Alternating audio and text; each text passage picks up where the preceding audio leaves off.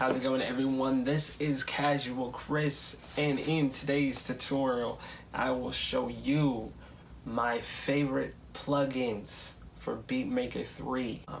If you guys can do me a favor and hit subscribe, it means a lot to me, helps me out a bunch, and in return I promise to help you guys out. I give the best content that I can possibly give you for anyone using Beatmaker 3 to make music of any kind, but primarily I am focusing on how to make house music or West Coast new wave. So with that being said, let's get on to the tutorial. Now, love Beatmaker 3. One of the things that sold me on Beatmaker 3 was plugins. There is the very fact that there is more people developing plugins than there are people developing synths. It's just what it is, and it's not even close. So, this is awesome. So, I really love synths. That basically is my music, is synths and then drums. But synths are important to me. So, a little bit about synths that I use. So here they are. My favorite is the Moog. My buddy had a Moog, real life Moog, awesome. Cost him a lot of money. Told him it was a waste of money. Eventually he sold it. It was a waste of money. The reason why is because the same thing that's happening with turntable DJs is it's becoming more of a hassle to make music. In this generation, in this age, people are making things faster. There is so much information out there, yet who finds themselves at 2 in the morning with nothing to read? So there's an abundance of information out there. There's an abundance of music out there, but there's never enough. And it's only going to be done faster, and you have the ability, you can stay true to your roots, or you can get with the times. So this is getting with the times. This is a Moog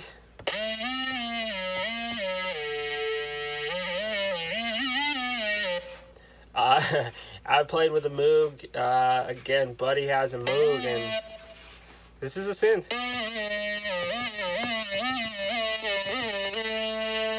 Fully customizable. This is what I use for my bass lines. My bass lines usually come from a Moog. I really love the Moog sound. I love everything about it. Cool thing about the Moog is you can go through and they have some awesome. See, that's a sick sound. I haven't heard that sound actually, but yeah, that's a sick sound. You can go ahead and customize the sound if you don't like it. If you really want to learn stuff, you can do all that. I don't waste too much time on sound design because you can it sounds good today and change it tomorrow. I don't waste too much time on that, but I do love using Moogs. Like when I make a song, I'll go with the Moog for the bass line, and 9 times out of 10 I'll actually just keep it that way. So this is your Beatmaker 3, you should know how to use it. But Moog Model D is an awesome plugin. Awesome stuff. Great for bass lines. Great for leads. Awesome stuff. Then I would say I would go up to Sunrizer. Sunrizer is an awesome synthesizer as well. It's what I show a lot of my tutorials on. Has a pretty good library too. A little bit more extensive. You definitely have to search a lot more in this one, or I do find myself searching a lot more, digging for sounds in here. They don't just pop out like the Moog does. The Moog, I know I'm gonna find something that's gonna match where I'm going. This is good for pads. This is good for some slight keys. I like this. This is my go-to. This is my second go-to synth. This is usually where I start my chord progressions in, is usually in Sunrizer. They usually have some really good pads.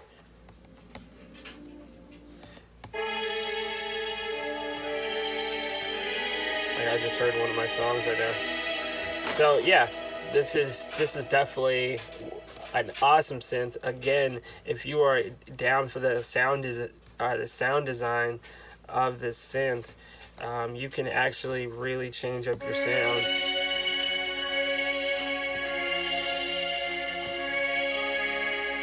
You know, and flip that up. Really, the only thing that I use in here is I'll find a preset, and then I'll mess with the attack, decay, sustain, and release times. That's really the only thing I'll mess with on here. The presets are pretty good, but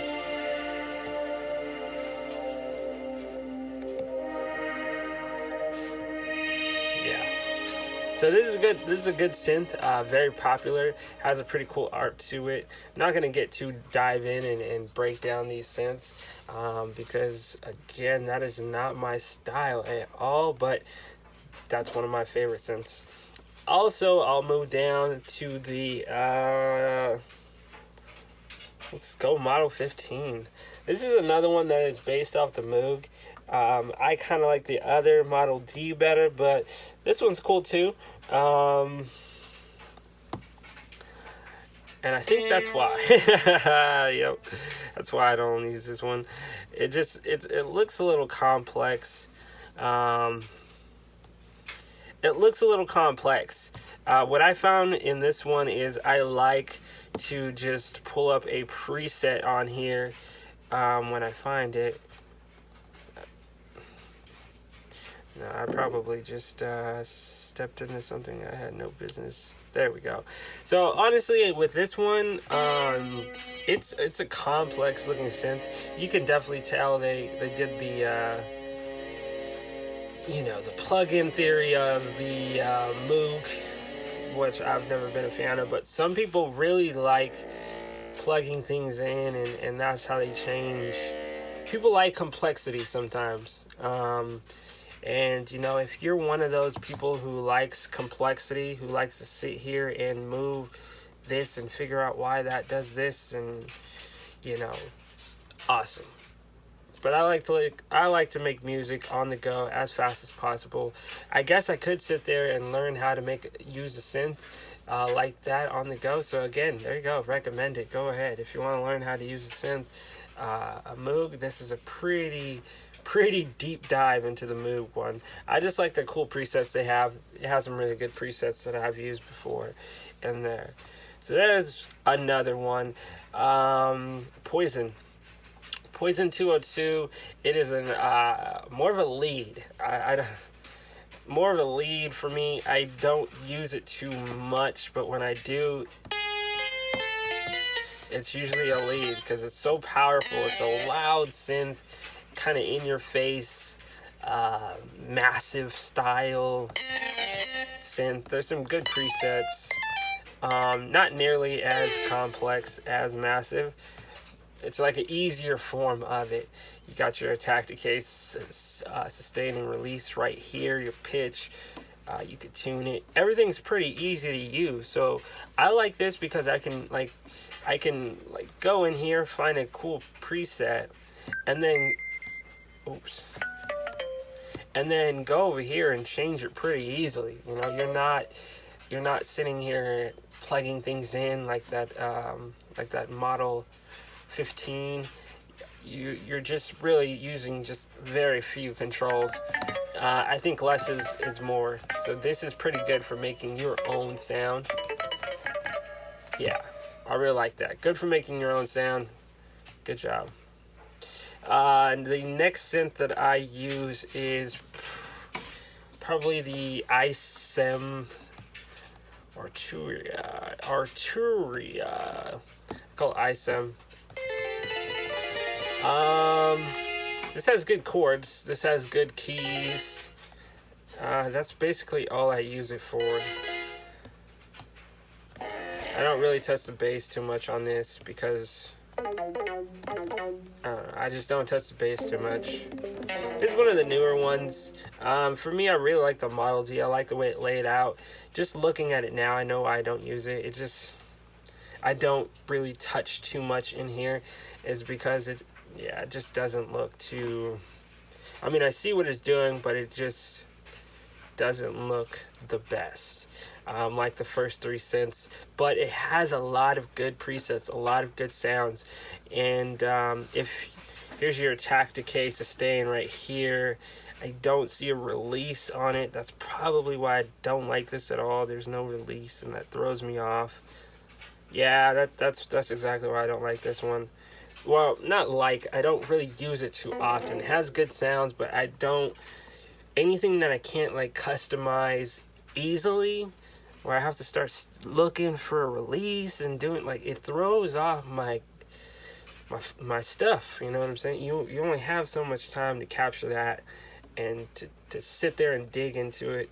Again, if you like digging into synths from just to dig into them, I'm sure that's going to keep you preoccupied looking inside of it. Zeon, I do use this one. This one has it's more sparkly to me.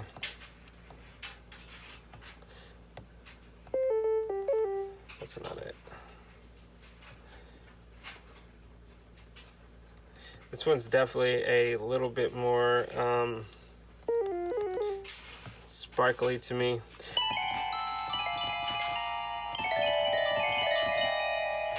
I like how I can like talk about this and know, and you know, I hit something and then all of a sudden you hear all that sparkle. Yeah, but this is what I know off of it. That's just what comes to mind when I think of this synth. If you're looking to add sparkle, this has a lot of good sparkle, and you know, you can make your song melodic, or a little bit cuter, or whatever you want to say. As you can see though, that crashes. Oh, no, it doesn't. There you go. So you can do any of those. So those are my favorite synths. I mean, I have this voice synth, but I'll show you it later on my series of how I record myself talk, or how I come up with vocals, because that I also do that with the iPad as well too. So, but yeah, these are my go-to synths. I would say Model D first, then I would say Sunrizer, followed by Model 15, followed by Poison, followed by iSEM and Zeon. So Zeon's one of my newer ones, one of the more sparklier ones. What I don't like about it is that I don't like this. The system of the presets, of it telling you what you're looking for. So one thing that I think they can do better is I think they can have a lead button, and when I hit lead, it takes away everything else. I know they're gonna say the colors, but like to have to scroll down, it's just, it's just a simple, anything green is a key. Okay, well, I get it, but I would rather just be able to hit next, hit next, hit next, hit next, while I already have something down here, so I'm not having to, scroll and guess, just hit next till you find it. So that's probably why I don't rate that as high as my other ones. So there you go. Hope that helps you out. If you're ever considering buying any plugins, all of those I recommend. Yeah, like all of them. Maybe the iSEM and the Zeon, you can maybe do those last, but definitely Sunrizer, Poison is a really good lead tool, but that Model D is a bad boy. I definitely take that Model D over anything any day of the week.